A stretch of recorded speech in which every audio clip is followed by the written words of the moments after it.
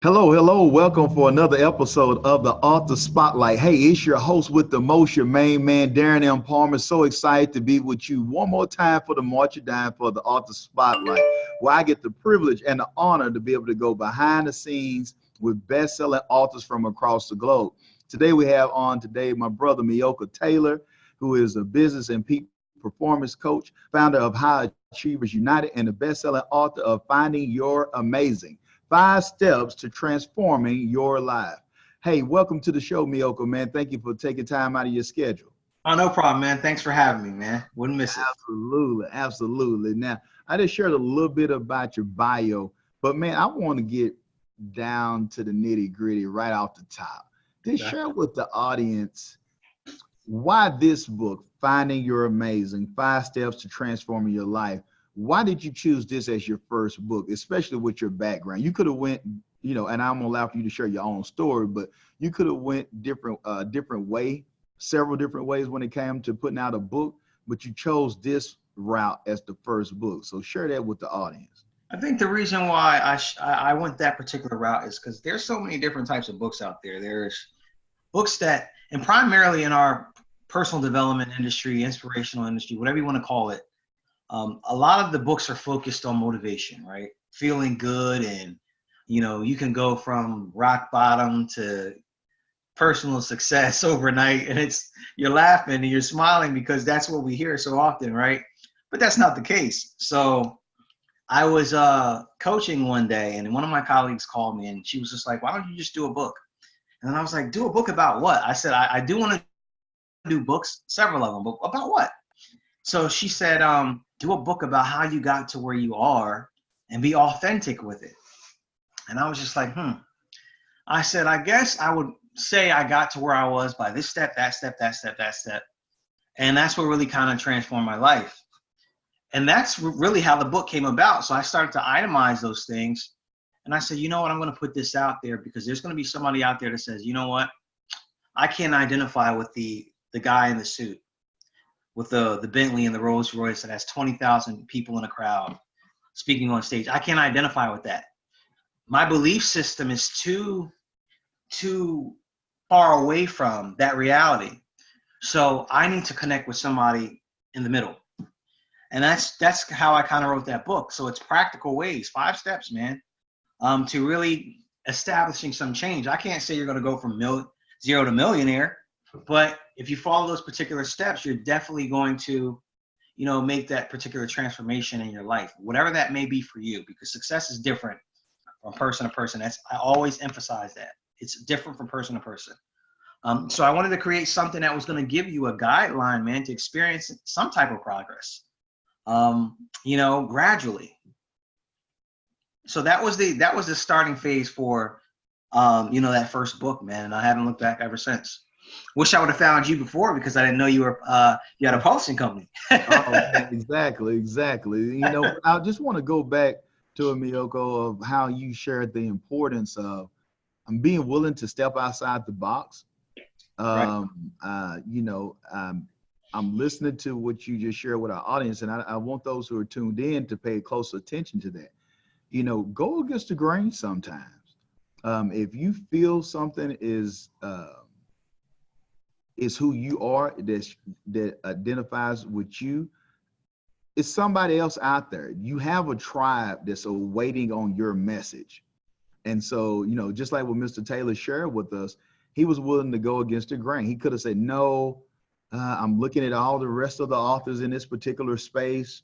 And so who am I to go against the grain? Who am I to go against the grain?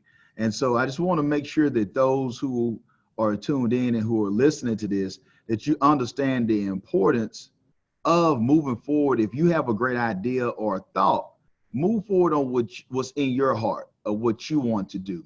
It's like the field of dreams or whatnot. If you build it, they will come. And so thinking outside the box will help you. But I see so many when we're doing consulting or doing training with people, it's something that's in them that they want to do, but they're trying to value. They're doing the comparison type thing. They're comparing themselves. They're trying to keep up with the Kardashians or the Joneses or whoever you want to name. and they're not doing what's true to them. And I just want to thank you, Mr. Taylor, for doing that, because, you know, Meiyoko, you do training as well. And, you know, a lot of time we are our own worst enemies, by paralysis of analysis, trying to be somebody else. And I'm going to just take a pause for the cause after this one, which you just brought up. Success is different for everyone. Absolutely. I mean, you got to look at it this way. And I often use the example of financial freedom, right? People say, oh, you know what, when I have $1 million, I'll be happier, I'll be this and I'll be that, right? But then you have somebody that doesn't have $1 million. They may make $70,000 a year. Their bills are only $3,000 a month, right? So let's say they're bringing in $5,000 reoccurring every single month. That's financial freedom to them, because they're able to cover their bills and they still have money left over, right? They may have investments and all the other types of things. So I think we place such a big emphasis on millionaire, $1 million, 7 figures, 8 figures, all these particular things. And I'm not saying having that amount of money is wrong. What I'm saying is that if your definition of financial freedom may be different from someone else's. Like, for example, my definition of happiness is going to be different from the next person. You know what I'm saying? Like, one person's example of happiness may be, okay, I need a strong relationship with God. You know, first, I want to be healthy, I want to have a family, I want to be able to provide for them. That may be all they need right there, and they're good. The next person may say, hey, you know what? I want to have all those things, but what I also want to do is I want to make $10 million. Why? Because I want to give back to people. I want to present opportunities for other people. So it's more of a vision to serve a more global purpose, right? That may be their idea of success. So they strive for that. So my point is success it's going to vary from individual to individual. And it really burns me up when I see people constantly comparing themselves to what somebody else has accomplished. I never do that. I will never compare myself ever again to what somebody else has accomplished, because they're not me. And you mentioned thinking outside the box. And I want to make sure everybody gets what I'm about to say. Everybody in this world is outside of the box. The problem is we don't find our zone of genius. And you may be asking, okay, what's our zone of genius? Your zone of genius is that thing that's easy for you to do, but it's extraordinary to everyone else. It's that thing that comes so natural to you, but it's transformational to other people. And the problem is sometimes we tiptoe on it, right? We stumble across it and great things happen. Then we go back to the whole rigmarole or the whole process of what everybody expects us to be, what society says we are. And then we never operate in that zone of genius, and then we don't get the results that we really want. So when you operate in that particular zone of genius, when you find it and you operate in it, that's when you really start transforming a lot of things about yourself, man. You become more energized, you become more creative. Your stress level will go down, and you'll really start to see opportunities open up for you. And we all, and I don't give me the excuse of saying, oh, I'm not good at anything. We are all born with certain gifts that we did not work for, that we did not earn. They are just there, waiting to be manifested, man. But we don't take the time to do that. Personal development is never personal. We are always looking at the strategies of how to achieve more sales, how to attract more clients, right? How to do this and how to do that. But we always leave out, and it's crazy, it's called personal development, but we leave out the personal part. How many people really actually are looking themselves in the mirror and saying, okay, since this is personal development, what do I have going on? Like, what's the garbage in my life that I need to remove? You know, so I always say, when people say, oh yeah, I'm a big proponent of personal development, first thing I ask them is, okay, awesome, man. So how personal have you gotten? And then they're like, what are you talking about? I read this book, I read that book, I read this book. I'm like, you're not understanding what I'm saying. How personal have you gotten? Because unless you really get personal, you will not experience any transformational change in your life. And personal don't feel good. It's not sexy. It is ugly. It is painful. But I guarantee you, once you do that, you will start chipping out all the things that are really not you, and getting closer to the greatness that you already have, that you were placed in this world with, man. And I live by that, bro. I don't and I don't want people to think that I don't fall off the wagon sometimes. I'm a human being. Personal development is consistent. I will be performing personal development on myself until I leave this earth. So will everybody else. But these are the things you got to do. You got to face the ugly. It's not cute. It's not cute. I don't know how else to put it, man, Darren. I don't know how else to put it other than that. Man. Like you said, another way of the zone of genius is, and when you get out of that comfort zone, I call it that ugly place. Because yes. It's an ugly place. You know, when you have to do what the king of pop once said, you look at the man or the woman in the mirror. That's something that most of us aren't willing to do. And that's that personal portion of that personal development that you're talking about, Mr. Taylor. And when I think about it with myself, it's freeing once you know you. Right.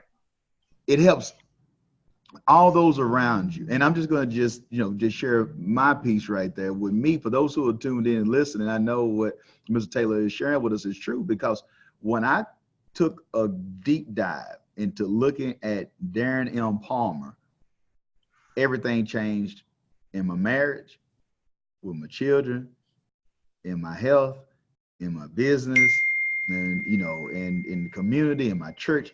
Everything changed when I focused on me. When I looked at me, inside out, fingers at everybody else. It's amazing. Same family, same business, same community, same church, different result, because I chose to start focusing on me. Not what everybody else wasn't doing. Oh, if my wife would do this. Oh, if the kids would do. No, when I took a look at me, right, and had to face that ugly truth of some things that I didn't want to see about myself, I was able to do the proper hires, because I was able to bring in the right people that accommodated me where I was weak at, that could be trusted. I was able to relate and converse with my wife differently, because I was able to understand who she was and who I am first, and what, and so all of that matters. So what Mr. Taylor is sharing with us is not fluff. It's not the woo-woo over here that we're talking about, but this is real life. The only difference is your perspective. And no matter how many opportunities, and I mean, you're getting in here good, Meiyoko. So I want to just bring this up, and I want to get your take on this, because you alluded to this earlier. But I heard Jay-Z on an interview, and the gentleman asked him why. Let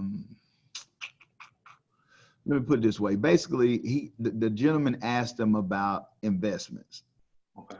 And coming from Marcy Projects, he was sharing some stuff about investing in that area, not just the area, but he brought up, Jay-Z did, that it doesn't matter what I give to someone if their mind hadn't changed.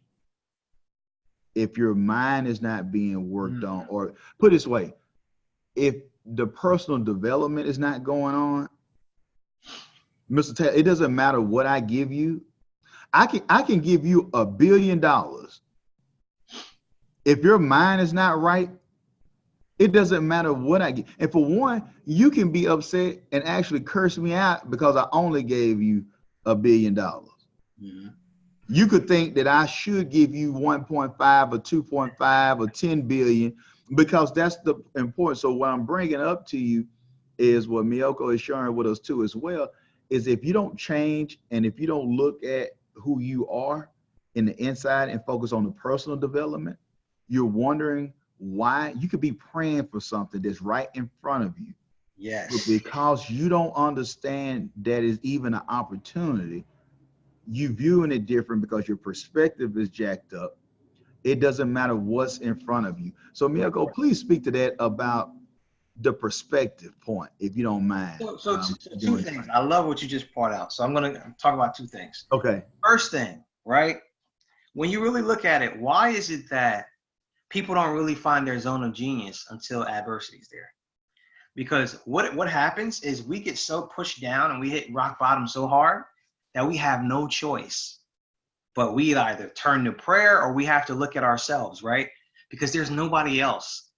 It's like we're placed in a position where we cannot rely on anybody else, and we have to face ourselves. It's like all the noise has been quieted out now, and you're like in this chair, just like this, and you're staring at the wall, and all you're looking at is your reflection. Because now that's all you have to deal with. But that's when the magic happens. That it should not take adversity for you to get to that point. Unfortunately, it does happen that often. So adversity is what gives us that perspective, first and foremost, for a lot of us, right? That was my story. Secondly, if you look at people that win the lottery and you hear about them 2 years later, losing everything, we ask ourselves, how in the world could they lose $75 million? What did they buy? It's the mindset. It's the mindset, because first of all, a lot of people with the lottery, they have scarcity mindsets anyway. So they pull in this lottery. So they win all this money and they feel like they got to spend it. I'm not going to say I got to spend it, or I only live once, I got to spend all this. And they go back to the same state they were 2 or 3 years later. You and me may say, how is this humanly possible? It's possible because your mindset doesn't match the money. And this is why a lot of people talk about the millionaire mindset, because millionaires who have developed that particular wealth, honestly, ethically, and through time, if you take all their money away today, I guarantee you within 6 months to a year, they will find something else that's going to help them become a millionaire later. And probably even make more money, because the skill, the mindset and the skill is something that you can't take away. But if your mindset is wrong, you have a scarcity mindset, you don't have the skills, and I just dump millions of dollars on you, you're going to lose that money. Because you just don't know what to do with it. You don't know how to handle it. So it's mindset and skill. So that's why you see the person that gets all the lottery money and they lose it in 2 years. $39 million. It amazes me, but I understand it's the mindset. They didn't earn that money. That money was not earned, it was given. And it was given to someone who lacked the skill set and the mindset to maintain it or to even handle it. Meiyoko, go ahead. I didn't want to cut. I was going to say that's another thing. I was over here in the amen corner. And that's another thing. Can you handle it? And I'm going to say something that's going to be very profound. And I'm smiling because we try to go after success that we can't handle yet. And this is why you cannot compare somebody's success to yours. Because you are pursuing something that you're not even mentally capable or skillfully capable of handling yet. This is why you got to stay in your own lane, man. This is why you have to achieve your own version of success. Otherwise, you are going to mess it up. And you can be successful. You just got to find out where your journey is. I'm not going to go in Darren's lane. I'm not. I'm just going to stay in my lane, because where he's at, my mindset may not be there. My skill set may not be there. So why am I going to pursue a particular success in someone else's lane that I'm not even prepared for, or may not be for me in the first place? And this is why personal development is very, very important. You know what, Meiyoko, man, I want you to go into, because I know some people right now, I feel it in my spirit. I can hear some of you out there right now in podcast land who think to themselves, okay, well, that's great. You know, Mr. Taylor, Mr. Palmer, y'all giving us this mindset stuff and what we need to do. But how do I find my lane? You brought up the zone of genius. Right. So how would I begin to make, if it's a such thing as realistic goals that align with me? Okay. So how would a person, I know we can't do it all on this particular show, but what would be some steps for those who are ready to make a pivot and start going after stuff that you just brought up? Stop avoiding, stop running, and stop hiding. I'm going to explain all those three things. Stop avoiding the situation that you're in. There's somebody listening right now that's in a situation that's not desirable, and they're not owning it. They're blaming it on people, places, other things, and circumstances, and not taking accountability. So that's the first thing. Stop avoiding that. Second thing, stop hiding. Stop feeling like you can just sit there and everything's going to change and you're not taking any action. Like it's not going to take place that way. And stop running. It's like you have these particular things, like your zone of genius may be there, but you're running from it and you're going to something else that somebody else is doing. So stop running for the things that were tailor-made for you. I think we do that all the time. We look at what the next person is doing and the next person is doing. And then somebody says, hey, you know what, Meiyoko? That thing that you do is so amazing, man. Oh my God. And you know what the first thing we say? Oh man, it's nothing. I do this all the time. Like, oh, it's nothing. It's not that serious. And because it comes so natural to us, because it's our gifting, we neglect it. Not only do we neglect it, we take it for granted. How many times, I want everybody to ask themselves, how many times have you done something that you're just naturally skilled in, period? And somebody says, oh my God, I wish I could do that. It's so amazing. Do you know how much money you can get paid? You know how much people you can, oh, it's nothing. Man, I do this all the time. Been doing this since I was 10 years old, man. It's nothing. It's everything. It's everything, because it's a gift. When you are doing it so naturally, it's a part of you. It's second nature. Man, you operating in your zone of genius and you don't even realize it. You just don't know how to maybe monetize it, brand it, and package it. But that's your zone of genius. You operating in it. But you just neglecting it and taking it for granted. Oftentimes, we search for outside answers when the inside solution is right here. Searching for outside answers for an inside solution. It's already there. But we spend so much time looking elsewhere, man. And that's how we're taught to do. We're taught to look at what everybody else is doing. And until we get to that adversity where we're forced to be like, okay, nothing has worked, so let me look at what's going on here now. And then that's when the light bulb goes off, man. And that's when the change happens. Man, the light bulb happens. You have that epiphany. As you come into yourself, the prodigal son moment, when you come to yourself and you realize that, hey, you know what? I shouldn't be here. This is not my life. Right. This lifestyle. This is not meant for me. But I'm royalty and I'm living like a peasant. And so many of us are having peasant tendencies because of our beliefs, because of our thoughts, because of our habits, the things that have been positioned and placed in us through programming, even in our subconscious mind, of what we're doing without even knowing that we're doing it. And it's easy for us just to say, this is just me. It's not you. Right. But you're unaware of what's even happening, of the programming that's going on, the propaganda that's been put in your mind that you think is you, but it's not you. And speaking of that, I just want you to share with the audience, if you don't mind, Meiyoko, man, how, with your busy schedule, being a best-selling author, by being a business owner, and so many other things, so many titles, how do you create content? How do you find time in your busy schedule to even create content? It's funny that you said that, because now what I'm doing now is we have websites, we have sales funnels, we have all that stuff, man. Everybody knows, right? So I created a Facebook group. So what I do now is I do content exclusively for my Facebook group that you're not going to see anywhere else, period. So I focus my efforts there. And sometimes I may chop that content up, may put it on social media. But you have to create a community. Like, if you're an entrepreneur, you're in business for yourself, it's all about community. So my efforts of content are focused on community. That way I'm not so overwhelmed with everything else. I don't have to create content on 7 different platforms. So it's my Facebook group, which is my community. And of course, that's integrated with my mailing list, obviously.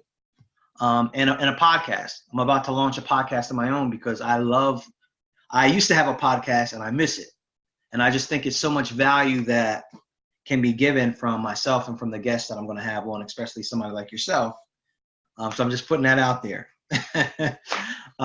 So those particular 2 elements, that's content, because you got to think everything is content. A podcast, that's audio content.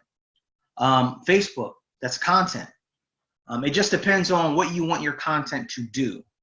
I want my content to attract, engage, and to create new clients. But not only that, to create people that are transforming their lives, not just their businesses, man, but their personal relationships, their ways of thinking, so they can thrive. I mean, that's what my content is for. So those particular 2 channels are very good for that. So that's how I create my content. And one trick I would say for content, if you want to call it a trick, document your experiences. As an entrepreneur, everything you do is content. So if I go outside today and I have an experience, say I have a customer service experience, right? Where the customer the customer service was horrible. I may say, you know what, today I went outside, had experience with customer service. Here's what not to do. You know, or what was going on with that particular employee's mind today? What did they experience to cause them to project the emotions that they were projecting? Content is a conversation. I think we think way too hard about producing something, right? But all content is it's a conversation that you're having with your audience. So think of content. Content doesn't have to be very long.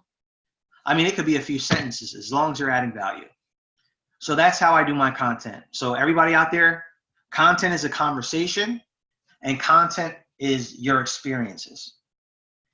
And that's the best way to engage and connect with your audience. Don't miss the opportunity. I like what you brought up, though, Mr. Taylor, of the importance of content is a conversation. Absolutely. Now, in the conversation, it needs to be a dialogue between the 2 individuals or the parties that's involved. Right. It shouldn't be like some streets a one way where you're just one person just spewing and just giving whatever they want to give on somebody or sharing. It should be able to where you're able to receive as well as give as well. So for those who are out there, I think that we've been bombarded, like what you brought up earlier, as far as, well, I'm not knocking this stuff because it's needed as well, but whether it's just so caught up on the emphasis of just a funnel, just throwing some for conversion rates, not looking at the key stuff. I think having a simple conversation with someone. I think we've gotten away from the humanism. Yeah. Or the humane aspect of what we do and really connecting with people. And it's all about this funnel, this Facebook ad, this strategy. And it's just like, people are tired of that, man. You know, people, it's a saying, people don't want to know, you know, something about how much, I forget how I'm phrasing it wrong, but it's about knowing how much you care first, right? It's very, very cliche, very commonly said. But the reality of it is, man, if you cannot connect with me emotionally and I cannot relate to you, then I will never do business with you. And the only way that's going to happen now, because people are more intelligent now than ever, is that you really genuinely want to connect with people. And people can spot out phonies now, man. I mean, they can spot out a sales pitch versus somebody that really wants to give value. I mean, that's just the reality of it. So it's about really connecting with people, man. People are tired of this social media projection of what success is and, you know, what everybody else is doing, because half of the time, those people that have 1 million followers on social media, their life is not what you see on that little picture that they're posting on their profile. Also, you can find with the same group of people, to add to what you're sharing with Mr. Taylor, is that they might have 1 million followers, but 5 comments. Yeah. Some people pay just to have the followers on it. So you're thinking that it's something that is not. Now, I'm not knocking those who got the followers. It's some legit people with, you know, legit numbers, but everything is not what it seems. And you have to realize, you could have your tribe, your audience. You could have 1,000, or let's just say, for instance, 200 or 40 or 50, 30 people of the right people And you can see exponential growth, whether it's in your business, in your livelihood, in your business, by having the right people. I'm so glad you brought that up, Darren, because I know people right now that have a Facebook group. They have maybe 2,500 people in that group, and they clear 7 figures a year in revenue from their group. I want to make sure everybody understood what I just said.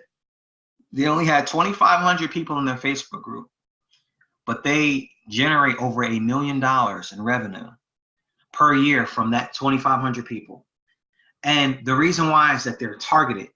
They're people that they have, that this person has been giving value to week after week, day after day. So by the time they offer something to them, it's just, they're qualified. They want what's being offered, and they know they're going to get a return on their investment, period. So they enroll in that particular person's services or products. So I can't stress enough the importance of building a community of people that when it's time for you to offer a product or a course or whatever it is, that you're going to give value. You already have an audience there. You're not spending all these extra dollars trying to cold market, to a bunch of strangers. I love it. I love it. When I look at this, Mr. Taylor, I'm thinking to myself of what our company, what we've done. I mean, we're just being real. This is behind the scenes with best-selling authors. This is the author spotlight, and I'm just being totally transparent. We took most of our focus with our staff. If you ask anybody who work here, they'll tell you that we came with an initiative of, hey, on some of the stuff we were doing for campaigns, not saying we won't do certain things, we will, but our focus has been on adding value to clients, just relationships, putting man and women power on just building relationships, just chatting with people, liking, communicating with them on social media, actually having a relationship, going to the cities, investing in flying out, having events where our clients are free of charge. Now, some people be like, oh man, that's costing you. No, it's not costing me. It's value added. Right. It's referral based. So the same, instead of me running an ad, instead of having a relationship and actually talking to the person and connecting and haven't seen them in a while and making sure that I'm intentional on those relationships, it's the lifetime value of that particular person. And not to mention this, I know we have a lot, business owners and entrepreneurs and others who listen to this show, but I want you to think about this, the relationship. The people I have brilliant clients. So yeah, I might have my zone of genius, but believe me, in the areas that I have an Achilles heel, I have the people that I'm connected with are just great people. And you can have it all. You can have that old multiple choice, all the above. You can have people that you do business with. You can have people that you learn from. You can have people that you like and that you're actually friends with. And so I just want you to understand the importance of this the oasis in the desert mentality that's going on social media, where people are making you think that it has to be just one way or one idea and your quality of life isn't what it needs to be. And so think outside the box. We're all outside the box, just like when Mr. Taylor shared with us. But share with us, if you don't mind, how can they get the book? How can they connect for your services? Because this is just only a snippet of what you have to offer. So I want you to please share any information that you have so our audience can get in contact with you. Okay, so I got a lot of things in development. So they can get Finding Your Amazing 5 Steps to Transform Your Life on Amazon and Barnes & Noble. So all they got to do is click in Find Your Amazing 5 Steps to Transform Your Life. It'll pop right up. My Facebook group is called High Performance Hangout.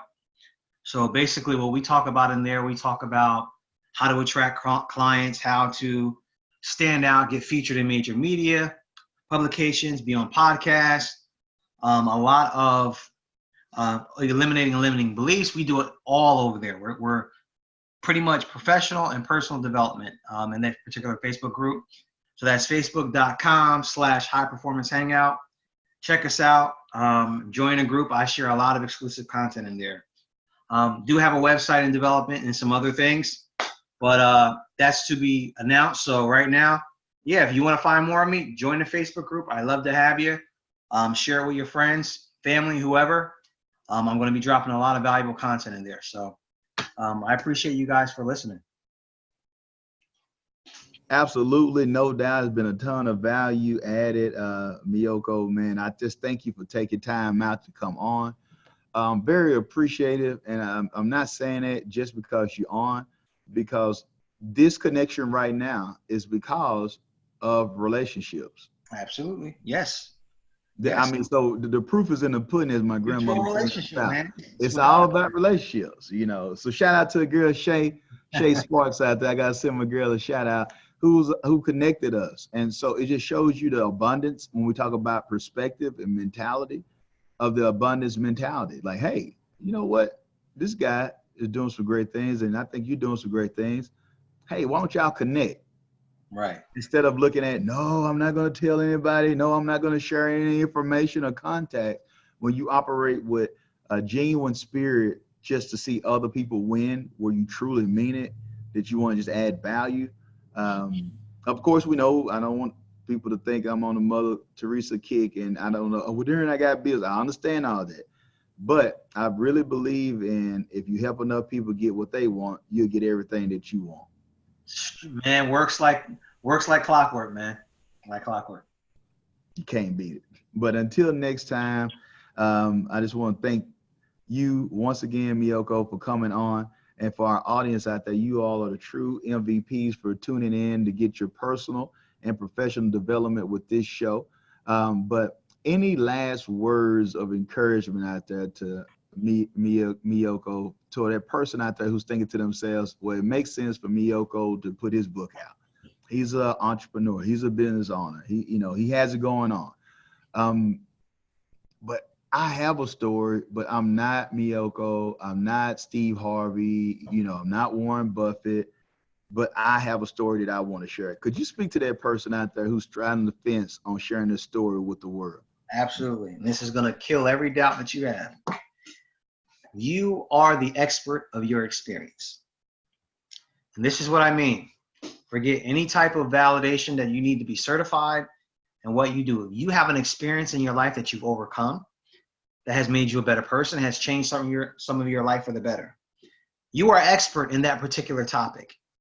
That is what you place your book about, and then the rest you take it from there.